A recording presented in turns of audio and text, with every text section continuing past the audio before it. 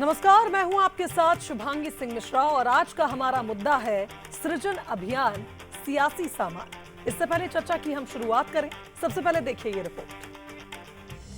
मध्य प्रदेश में कांग्रेस के बिखरे संगठन को समेटने और कार्यकर्ताओं में जोश भरने राहुल गांधी आ रहे हैं। मंगलवार को राहुल गांधी मध्य प्रदेश कांग्रेस के संगठन सृजन अभियान की औपचारिक शुरुआत करेंगे। गुजरात के बाद अब एमपी में संगठन को जमीनी तौर पर मजबूत करने की तैयारी है। सबसे पहले राहुल गांधी कांग्रेस की पॉलिटिकल अफेयर्स कमेटी की बैठक लेंगे। इस बैठक में जीतू पटवारी, कमलनाथ, दिग्विजय सिंह, उमंग सिंघार और कई वरिष्ठ नेता शामिल होंगे। एजेंडा साफ है, संगठन की रीबिल्डिंग और नई लीडरशिप की तलाश। एआईसीसी ने पूरे प्रदेश के लिए 61 ऑब्जर्वर नियुक्त किए हैं। हर ऑब्जर्वर को एक जिला सौंपा जाएगा। उनके साथ 4 सह पर्यवेक्षक होंगे। इनकी टीम गांव से लेकर ब्लॉक, जिला और वार्ड तक कांग्रेस का सांगठनिक एक्सरे करेगी।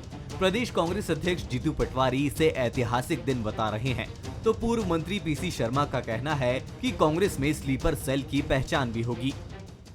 हर स्केल पर, स्थानीय स्तर पर लोग अपना नेता चयन कैसे करें, इस प्रक्रिया का एक तरह से नींव का पत्थर उसकी रचना करने के लिए राहुल जी आ रहे हैं।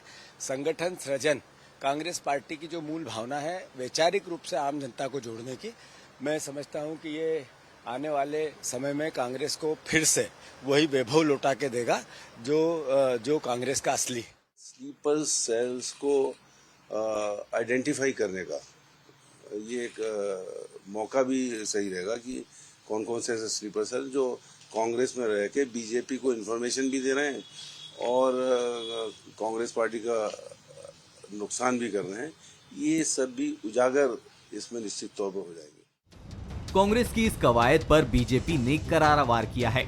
विधायक रामेश्वर शर्मा ने कहा कि गांधी कोई भी हो, फर्क नहीं पड़ता। तो कोई नहीं, राहुल गांधी जी आए, सोनिया गांधी जी आए या प्रियंका गांधी जी आए या और कोई बचा हुआ गांधी, उनको लेकर आ जाइए, कोई परेशानी नहीं है। जब तक मध्य प्रदेश की धरती पर दिग्विजय सिंह हैं, तो इसलिए कोई भी आता रहे और कोई भी जाता रहे।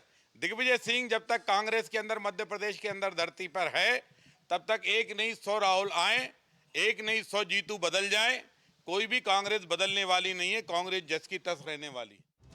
राहुल गांधी के भोपाल दौरे के साथ कांग्रेस एक बार फिर आत्मविश्लेषण की राह पर है। लेकिन क्या ये संगठन सृजन मिशन कांग्रेस की किस्मत बदल पाएगा या फिर ये भी बस एक प्रयोग ही साबित होगा? राहुल गांधी मध्य प्रदेश में संगठन का नया चेहरा तलाशने निकले हैं, लेकिन क्या कांग्रेस अपने ही भीतर के स्लीपर सेल से लड़ पाएगी? ये भी बड़ा सवाल है। तो देखिए, कुल मिलाकर ये कहा जाए कि अपने बिखरते संगठन को समेटने के लिए और कार्यकर्ताओं को जोश भरने के लिए राहुल गांधी एक नए प्लान के साथ राजधानी भोपाल आएंगे। लेकिन इस पर बंसल न्यूज के कुछ सुलगते सवाल हैं। सबसे पहला सवाल, क्या संगठन सृजन अभियान कांग्रेस के लिए सियासी संजीवनी साबित होगा? दूसरा सवाल ये कि क्या राहुल गांधी जमीनी स्तर पर संगठन को फिर से खड़ा करने में सफल होंगे? और तीसरा सवाल, क्या स्लीपर सेल को पहचान कर कांग्रेस भीतर घातियों से मुक्त हो पाएगी? आज इन्हीं सवालों के इर्द गिर्द हमारी चर्चा रहेगी, लेकिन उससे पहले हमारे मेहमानों से मिल लीजिए। यशपाल सिंह सिसोदिया जी हमारे साथ आज जुड़ रहे हैं, पूर्व विधायक बीजेपी के। सर, स्वागत है आपका। शैलेंद्र पटेल जी पूर्व विधायक हैं, स्टूडियो में हमारे साथ मौजूद हैं, बहुत स्वागत है। कांग्रेस के विधायक रहे हैं। और जय नागड़ा जी वरिष्ठ पत्रकार हमारे साथ जुड़ रहे हैं। जय नागड़ा जी, बहुत स्वागत है। पहला सवाल आप ही से। दरअसल जब से हमने देखा गुजरात में राष्ट्रीय अधिवेशन हुआ कांग्रेस का, उसके बाद से लगातार ये माना जा रहा है कि अब कांग्रेस शुरू से शुरू करना चाहती है, खास करके मध्य प्रदेश पे काफी फोकस है। क्या लगता है आपको कि रिनोवेशन के लिए ये कवायद कितनी कारगर साबित होगी?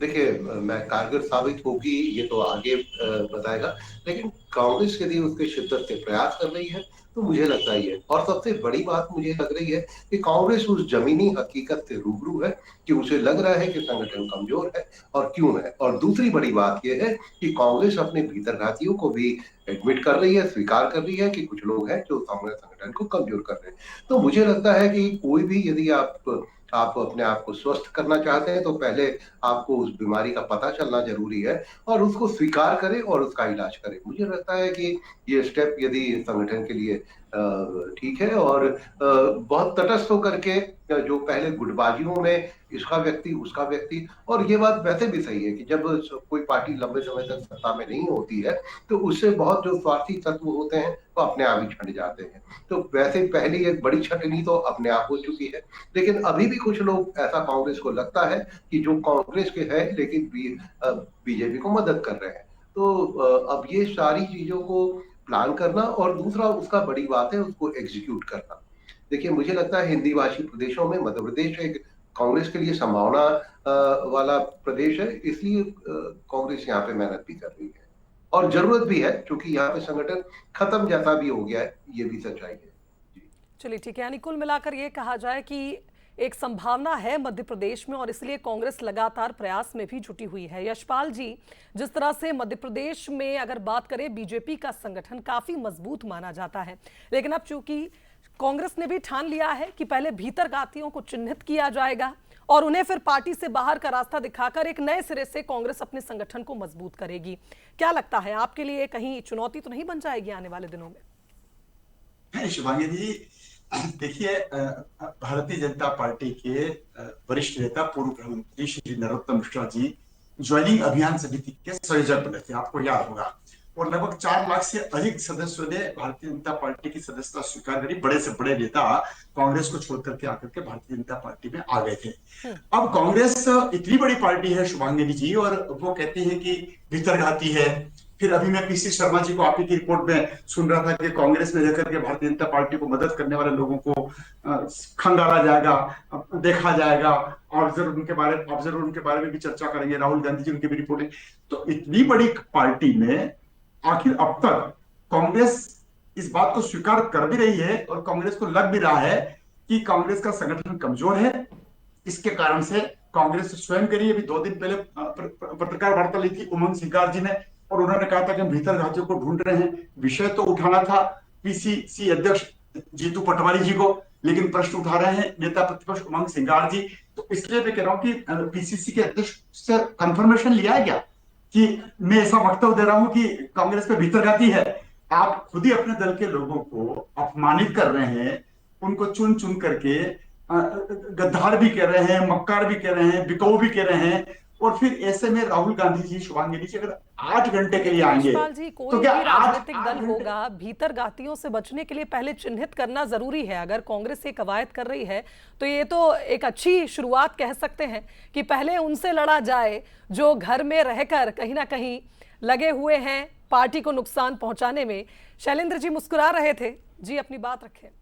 देखिए शिवांगी जी, पहले तो बंसल चैनल को इस बात के लिए धन्यवाद देना चाहता हूं कि राहुल जी ने, मल्लिकार्जुन खड़गे जी ने जो अभियान पूरे देश के लिए चलाया उसके बारे में आपने हमें चर्चा करने का मौका दिया, और हम जनमानस जिसके लिए हम सब लोग राजनीति में हैं, जनता जनार्दन के लिए, उनके सामने पार्टी के संगठन की बात रख सकें। पहली बात तो संगठन सृजन अभियान कोई शब्द नहीं है, एक प्रोसेस है, और इस प्रोसेस के माध्यम से स्लीपर सेल तो एक बहुत छोटी बात है, उसका एक पार्ट है जिसके बारे में सब, क्योंकि बड़ा इसमें बड़ा मज़ा आता है इस तरह की बातें करने में, इसलिए उसको ज़्यादा उससे लोग कह रहे हैं। लेकिन उससे सबसे महत्वपूर्ण बात यह है कि हमारे जो जिला स्तर के जो नेता हैं, कार्यकर्ता हैं, उनको मजबूती प्रदान कैसे करें, कैसे उनको आइडेंटिफिकेशन करें, कैसे उनको निकाल कर ले गए, पोटेंशियल उस जिले में कौन कौन है उसका आइडेंटिफिकेशन किस तरीके से हो, एक बेहतर उस तरीके से। क्योंकि जो हमारे 61 ऑब्जर्वर्स आए हैं उनकी लिस्ट आपने शुभांगी जी देखी होगी, उस लिस्ट में कोई प्रदेश के पूर्व अध्यक्ष हैं, कोई सीएलपी लीडर्स हैं, पूर्व सीएलपी लीडर्स हैं,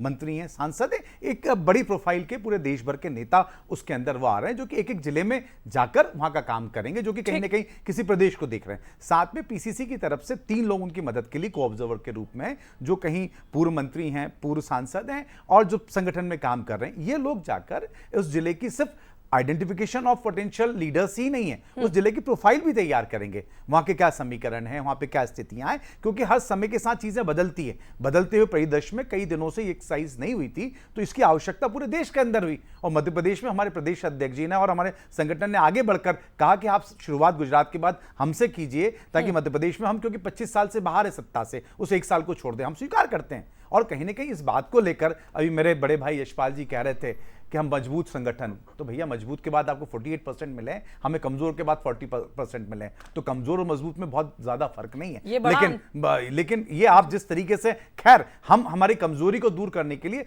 जो भी हमसे बन सकेगा हम वो सारे प्रयास करेंगे। आप कुछ भी आरोप लगाएं, कुछ भी मजे लें, कुछ भी करें, वो आपकी मर्जी है, हम इससे कोई फर्क नहीं पड़ता। राहुल जी का जो है सीधा सीधा एंगल है कि मुझे उन लोगों के साथ पहुंचना, उन लोगों को आगे बढ़ाना है जिनमें कई काबिलियत है, और हमें प्रदेश में और पूरे देश में कांग्रेस को फिर नए सिरे से खड़ा करना है।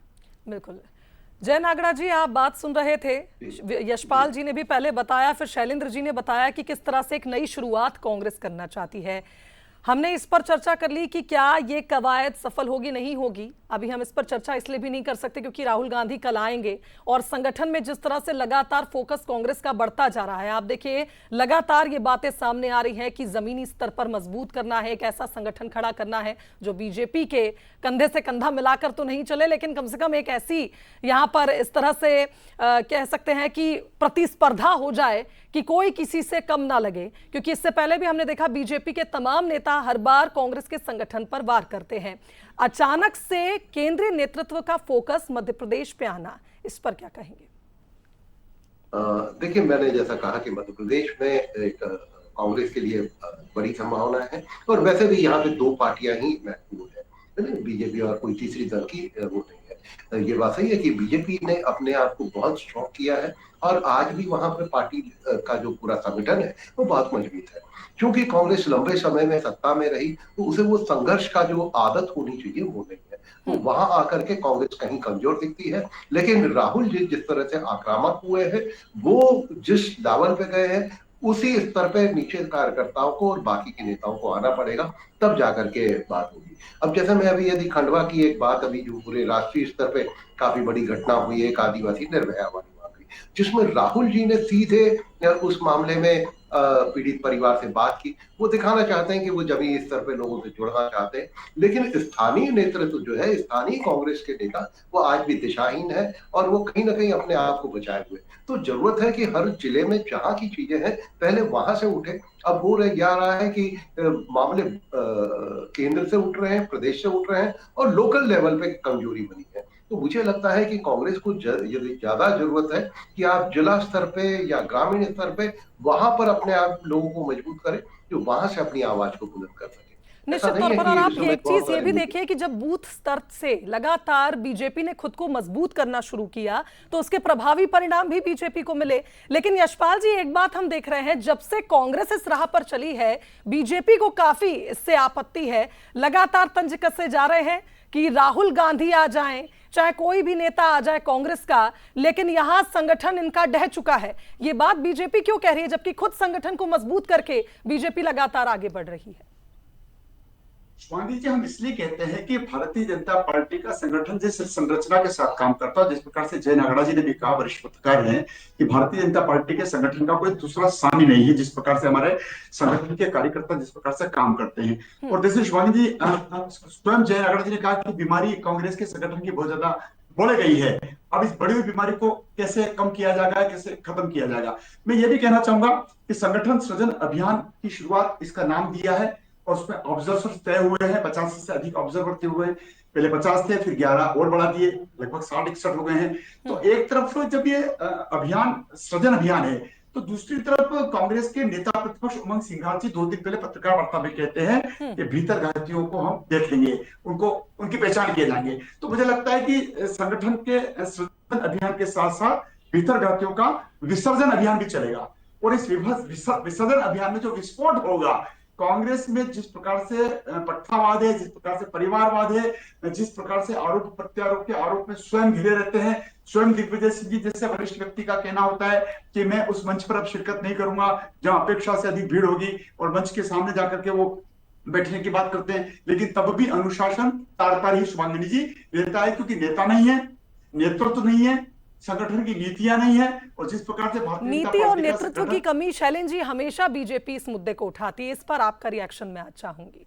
देखिए, भारतीय जनता पार्टी का काम है कि वो अपोजिशन के होने के नाते हम पे इल्ज़ाम लगाएं, हमारी मजाक उड़ाएं, हमें और कुछ कहें, वो उनका अधिकार है, वो कुछ भी कह सकते हैं, हमें उससे कोई फर्क नहीं पड़ता। अगर नेतृत्व नहीं होता तो आज जीतू पटवारी जैसा एक जमीन से उठा हुआ आदमी प्रदेश अध्यक्ष नहीं होता। एक आदिवासी नेता हमारा उमंग सिंगारा सीएलपी नहीं होते। और कई नेता आप देख रहे होंगे कि जो एक पौध तैयार हुई एक विगत वर्षों में, वो आज प्रदेश के विभिन्न पदों पर हैं। तो वो नेतृत्व अगर नहीं होता तो ये सब लोग कहाँ से होते? ये भी तो नए नेतृत्व के ही कारण तो सारे लोग हैं। कहीं ना कहीं कमेटी में हम बहुत से लोग इस तरह के लोग काम कर रहे हैं। और जो पिछले 1 साल, सवा साल, 1.5 साल से आप देख रहे हैं, जब से विधानसभा चुनाव के हारने के बाद लगातार कांग्रेस पार्टी विपक्ष की भूमिका सशक्त रूप से कर रहे हैं। और मैं एक बात कहना चाहता हूं, संगठन सृजन में अभी जिला और जो पोटेंशियल है जिले का वो संभालना, वहां की प्रोफाइल बनाना तो होगा। उसके बाद ब्लॉक और पंचायत लेवल पे पूरे देश में मध्य प्रदेश एक ऐसा राज्य है जहां पर विदिशा में पायलट प्रोजेक्ट के रूप में चल रहा है, जहां पर हम पंचायत समितियां बना रहे हैं और नीचे तक उनको पावर डेलीगेट कर रहे हैं, उनका इस्तेमाल करने की बात कर रहे हैं। तो लगातार सृजन तो होगा ही होगा, लेकिन एक उस पॉइंट आएगा जब वहां की प्रोफाइल बनेगी तो अच्छाई बुराई दोनों आएगी। समुद्र का जब मंथन होगा तो ऐसा तो नहीं होगा कि अच्छी अच्छी चीजें निकल कर आएंगी, बेकार चीजें नहीं निकल कर आएंगी, कुछ खराब चीजें भी निकल कर आएंगी, हमारी कमियां भी निकल कर आएंगी। और अगर हम कमियां ढूंढ रहे हैं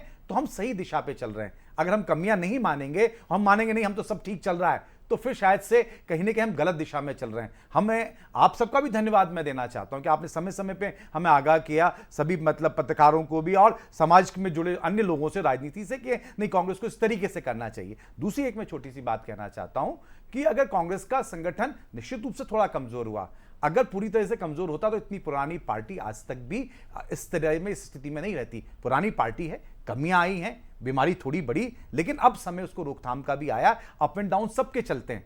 हो सकता है कि थोड़ा डाउनफॉल थोड़ा लंबे समय तक हो गया, मध्य प्रदेश में लंबा हो गया, या केंद्र में हम 10 सालों से ज्यादा, 15 साल के लगभग हम सत्ता से बाहर रहेंगे, तो ये तमाम बातें आती हैं। तो सत्ता में आना जाना अपनी जगह, संगठन कमजोर होना अपनी जगह, लेकिन जब कमजोर हो उसको सुधार की तरफ कदम बढ़ाना और आगे की तरफ चलना, ये किसी भी राजनीतिक दल को करना चाहिए। और राहुल जी की जो एक निश्चित सोच है, एक युवाओं को आगे बढ़ाने का, पोटेंशियल लोगों को आगे बढ़ाने का, मल्लिकार्जुन खड़गे जिस तरीके से बात कर रहे हैं, वो निश्चित रूप से नई ऊर्जा का संचार है। आप कल देखिएगा मध्य प्रदेश में कोई राहुल जी का कार्यक्रम नहीं, लेकिन अभी से लोग आने लगे प्रदेश भर से। ये बुलाए गए लोग नहीं है, गाड़ियां भेजकर भी प्रधानमंत्री जी आए थे तो भीड़ इकट्ठी नहीं कर रहे हैं। लोग अपने स्व प्रेरणा से, कांग्रेस को एक विचार है, उस विचार को मजबूत करने के लिए अभी से रात से लोग बाग आने चालू हो गए। तो ये कांग्रेस एक आंदोलन है, एक विचार है, विचार में आज संगठन के रूप में और गढ़ना है, हम उसका प्रयास कर रहे हैं।